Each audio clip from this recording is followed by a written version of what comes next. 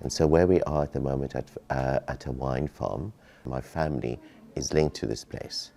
But when I arrive at a place like this, I'm often seen as an uninvited guest. I'm related to the slaves on this farm, and I'm also related to the slave owners on this farm.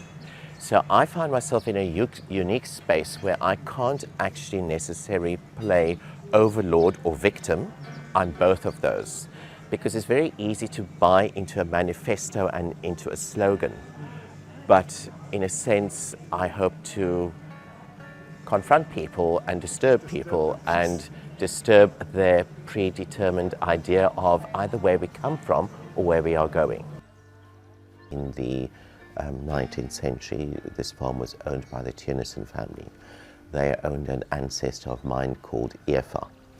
Efa, when she was 15 years old, was sold to the Morkel family of Dibos. The Morkel family owned my other female ancestor called Kandaza, and she then had a relationship with the farmer Morkel, and she had a son called Abraham. South African history, supposedly the liberated history, is always about it being relatively pure on one side or the other, black or white, not anything in between.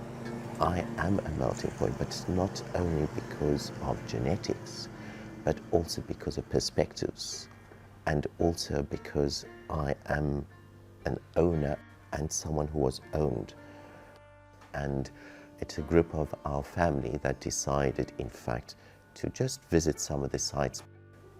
I did not really say that we were family. I said I just wanted to visit an estate where one of my ancestors had been a slave. And then I mentioned who it was, and then he said of his own accord, I know we are family. But one pertinent moment arrived when Klein Sarel then says, he's got the original slave bell here. He goes inside the house and he brings out a bell, which actually in Latin still says, fetch it in Amsterdam. And 1723 is when it was cast. And he said this was the original bell that hung on the farm. And so that would have been the bell that actually announced the work times of my ancestor, but also would have announced their emancipation. So it was a very poignant moment for us to ring the bell.